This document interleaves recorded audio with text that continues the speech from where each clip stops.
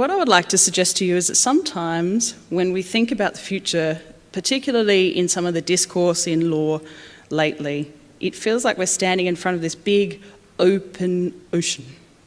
And it's quite beautiful in some respects, and most of the time it's terrifying because it's full of endless possibility.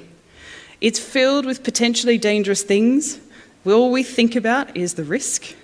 We think about the cost. We think about the effort it's going to take to reorient cultures and people and change process. And we kind of get into this point where we stop and don't really consider what it might take, or we don't have the time to be creative. And so we tend to just stop at the cliff edge. And sometimes it's really hard to move from there. We felt some of this in the talks over the last day or so, particularly when we looked at the economics that Nikki presented. There's so many bad things in the world, and this all feels really scary.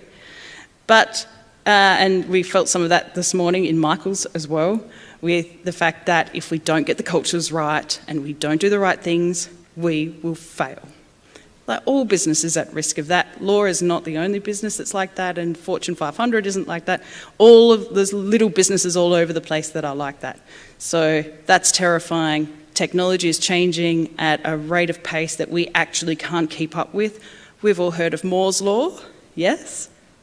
Yeah? So if you haven't, please Google it. So Moore's Law explains the rate of technological change, and it's got to the point now where we actually can't keep up with it, and some people are suggesting that what the world will look like in 15 years will be so different that we can't actually imagine it standing where we are today. So that's why the future is pretty scary. If we focus and we look beneath the surface though, we can find some really beautiful things. And what we discover is in reorienting our cultures and in changing our communications, we discover that some of our clients really love us, and that we are really strong in doing beautiful things in some areas, and that we actually have the capability to make really tiny changes that are empowering and do fantastic things, not just for our own firms, but for our neighbouring firms.